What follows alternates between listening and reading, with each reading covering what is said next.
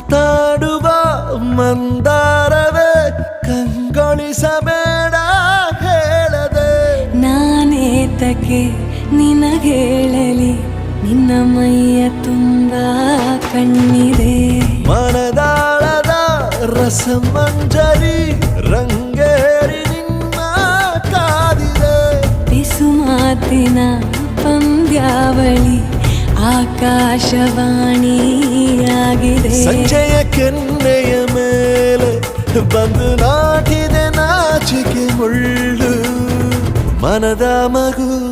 ಹಠ ಮಾಡಿದೆ ಮಾಡುವ